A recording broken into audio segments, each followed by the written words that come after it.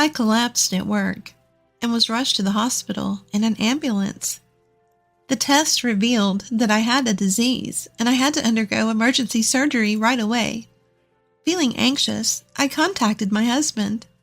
I'm about to undergo surgery. I think I'll be hospitalized for about a week to monitor my progress after surgery.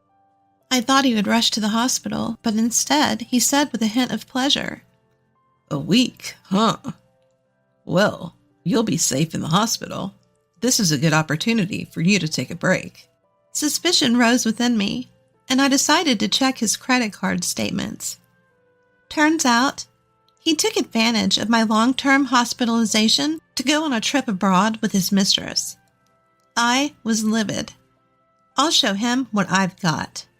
After the surgery, I showed a remarkable recovery and began to prepare for my revenge on Tom. I can't wait to see the look on his face when he returns from the trip. My name is Nancy.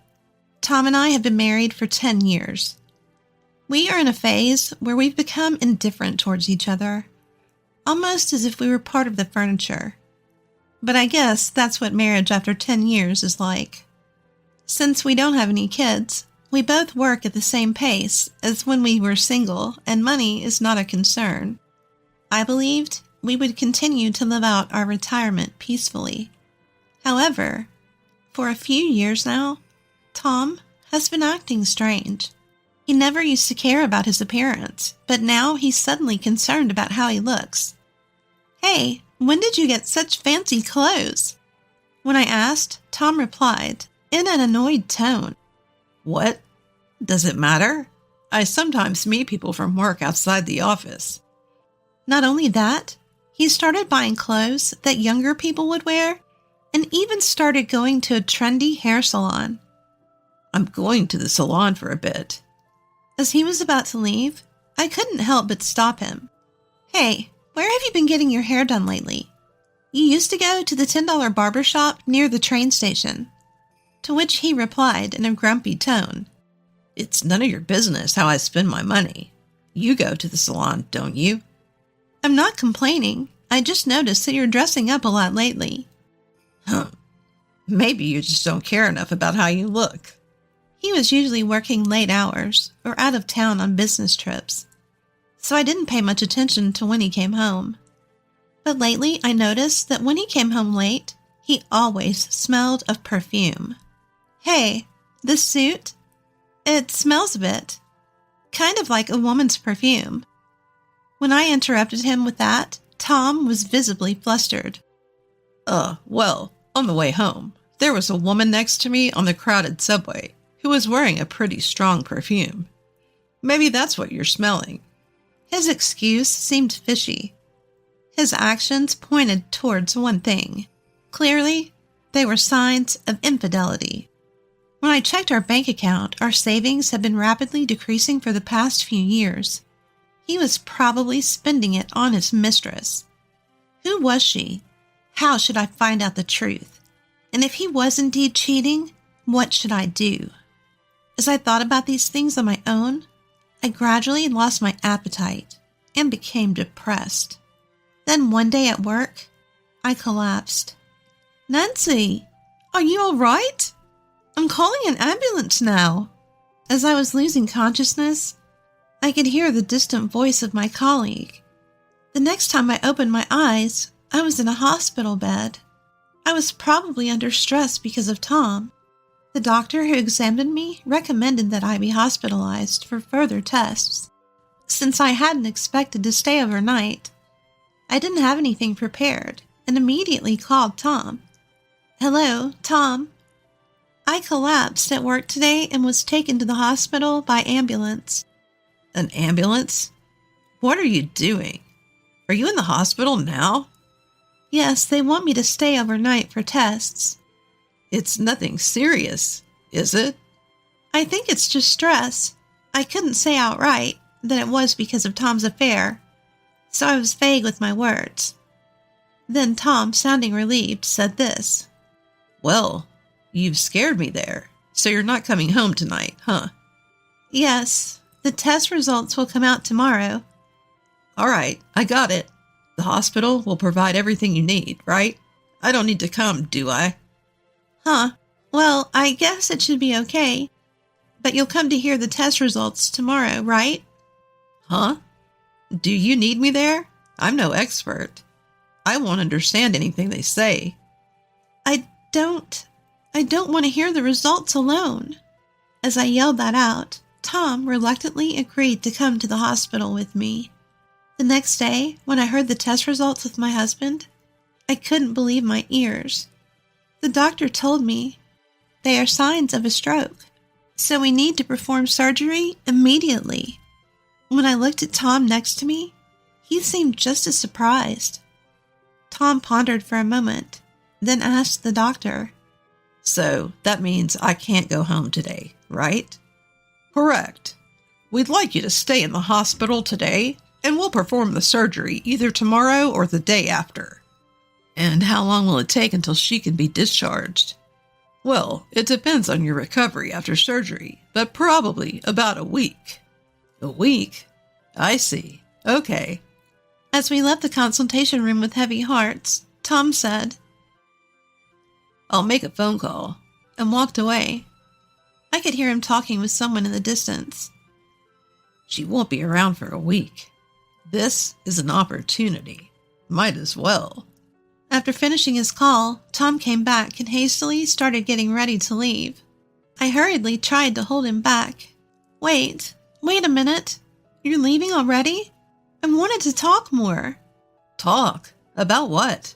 We've heard everything from the doctor, haven't we? We just have to trust the hospital now. Seems like a good place, so don't worry. You should get some rest. Good luck with the surgery. He left those cheerful words for me, who stood there stunned, and Tom briskly left. Even though I called to him the time of the surgery, he never answered. From that point, Tom never showed up at the hospital, and I had to go through the surgery alone, filled with anxiety. The surgery was successful, but days passed without a word from Tom, and he never came to the hospital. Our house phone went straight to voicemail, and his cell phone was unreachable. That reminded me of that phone call. With a bad feeling, I checked Tom's credit card statement online. The statement showed a purchase record of 2 airplane tickets to Hawaii, no less.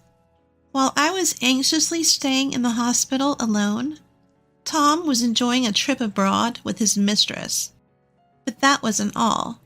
Tens of thousands of dollars on designer brands and dining in high-end restaurants. He'd been spending an amount of money that I'd never dreamt of using, and doing so quite extravagantly. Furthermore, I was able to trace Tom and his mistress's accommodations from their credit card statement, and from there, find her social media. The mistress's social media was chock full of pictures of her and Tom on dates. She must have been sure she wouldn't get caught.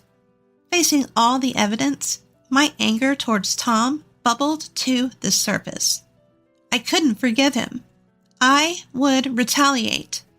After surgery, as I lay in my hospital bed, all I could think about was how to exact revenge on Tom. Eventually, I came up with a plan, and after that, I could feel an energy surging from within me that I didn't even recognize. Before the surgery, I was nearly crushed with worry, but now my anger towards Tom had transformed into power. The only thing on my mind is getting better as soon as possible so that I can carry out my revenge. Even the doctor who came to check on my post-operative progress was surprised. Well, this is impressive. It's rare to see someone recover at this speed. Something happened? With a faint smile, I answered, There's something I need to do, so I wanted to get discharged as soon as possible. So with a recovery speed that could only be described as miraculous, I was discharged earlier than expected. I didn't tell my husband that my discharge date was moved up, and went home alone. There's no point in contacting him if it's just going to go to voicemail anyway. Besides, there's plenty I need to do from here on out. There's no time to rest. I began meticulously preparing for my revenge. The first time Tom contacted me on my cell phone was the day I was originally scheduled to be discharged. Nancy, I just went to the hospital, and they said you've already been discharged. Yes, my post-operative progress was good, so I got discharged earlier. You could have let me know. Seems like your phone was turned off all this while. Oh, right. I forgot to charge it. My bad. Okay, I'll head home now. An hour later, Tom called me again. Hey, Nancy, what the hell is going on? What do you mean? Don't play dumb. Our house is gone. Oh, you've noticed. I don't need it anymore. So I've cleared the land and put it up for sale. It's in a great location, so I bet it will sell quickly. What the hell are you talking about? What do you mean you don't need it anymore? That house is our marital property, isn't it? How dare you think you can just sell it off like that? I didn't expect to hear the phrase, our marital property, out of your mouth. What do you mean by that? You know, the money in our joint bank account? That's also our marital property, right? I've known for a while now that you've been spending it on your own. Well, there are various circumstances related to my work, you know. Related to work, huh? So going on an overseas trip with your mistress is also part of your job. How did you find out about that? You've been careless, haven't you? I can check the credit card statements too, you know. I know about the overseas trip tickets, the accommodation, the restaurants you've been to, and your women's luxury items. I know everything you've spent on your mistress. As I raised my voice, Tom fell silent. I said again, You're the one who started misusing our marital property, aren't you? So I'll be taking the money from the sale of the house to cover what you've given to your mistress so far and for compensation. Compensation? But what about our living situation after selling the house? Don't tell me you're trying to keep living together with me. There's no way I'm not going to divorce a husband who goes on a romantic trip while his wife is in the hospital. Divorce? Wait, it was just a fling. I never wanted to divorce you. You spend more than $10,000 on a fling. If that's the case, I want even less to do with such an idiot. Plus, you prioritized a trip with your mistress over being by your wife's side during emergency surgery. That makes me less than a fling to you. There's no way I could live like this any longer. That's not true. You're my precious wife. Do you think I can believe you now? No matter what you say, I don't want to see your face anymore.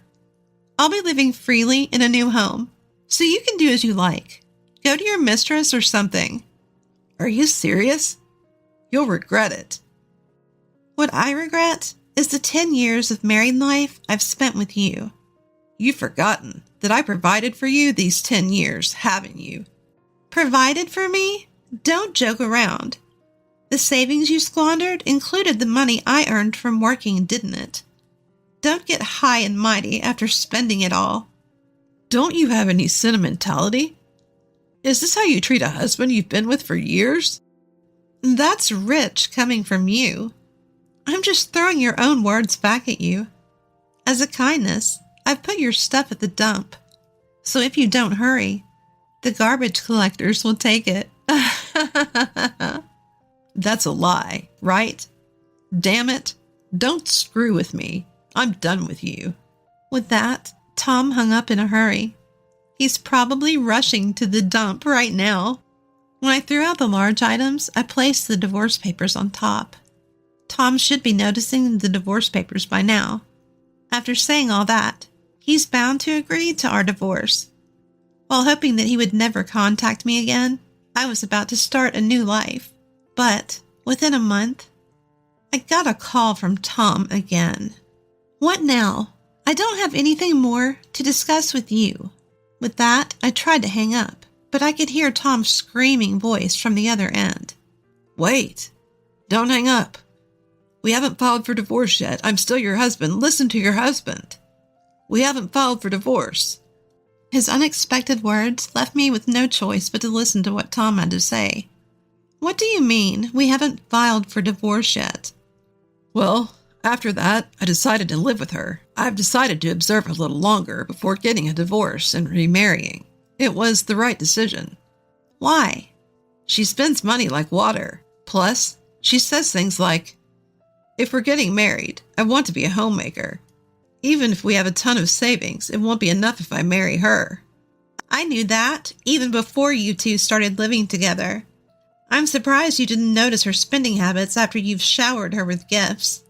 Then Tom said, as if he was impressed, I see, Nancy. You're solid. I'm certain from what you just said, you're the only one who can be my wife. Excuse me? Nancy, let's start over. You've just been sick. It must be scary to be alone, right? Is this guy an idiot?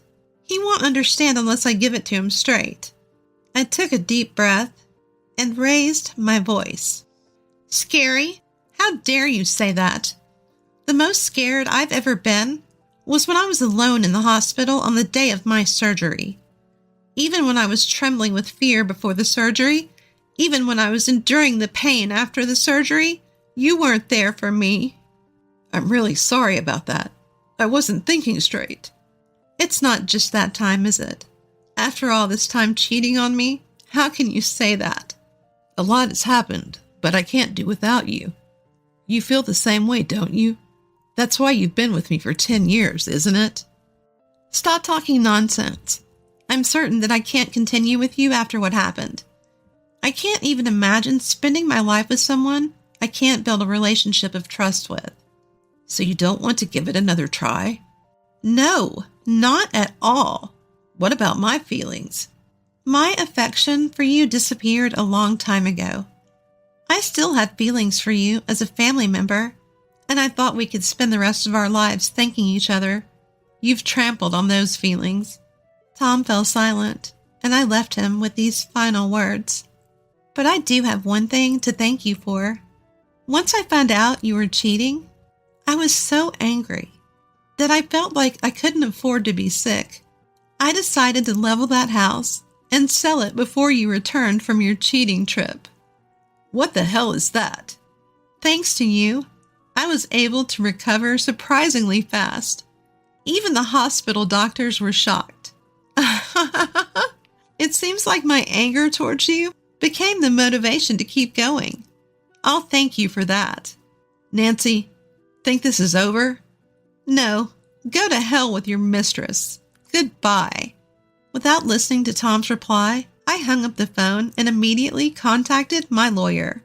I couldn't stand postponing the divorce any longer. I intended to fight this legally. I had saved all the evidence of his infidelity, ready to submit to my lawyer. I was sure the divorce proceedings and the demand for compensation for emotional distress would go smoothly. If I left everything to my lawyer, there would be no need for me to contact Tom anymore. To ensure that I wouldn't get calls from him, I even changed my cell phone number. I doubted he would dare come to my workplace. Even if he did, I had informed my colleagues about the situation.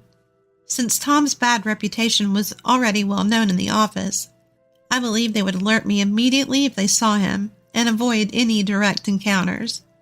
Everything proceeded exactly as I planned. Tom, after hearing from the lawyer, obediently agreed to the divorce and accepted the demand for emotional distress compensation. As for his mistress, apparently, she had resigned to paying the compensation since she couldn't deny their affair. It seemed she was all ready to remarry Tom once our divorce was finalized, and she insisted on paying her part of the compensation from Tom's savings, treating it as if it belonged to both of them. At this rate, his savings would be drained in no time. He and his mistress seemed set to continue their irresponsible relationship, and I could see that Tom would be in a tough time for a while. Yet, I had no sympathy for him at all. He brought this on himself by cheating with a money-grubbing woman. On the other hand, I managed to rent an apartment of the same size as before, using the money from selling our house and the compensation from the divorce. The fruitless 10 years I spent with Tom won't come back, But now I can live my life without being controlled by him. If I ever remarry, I would make sure it is with someone who values trust. I made up my mind to follow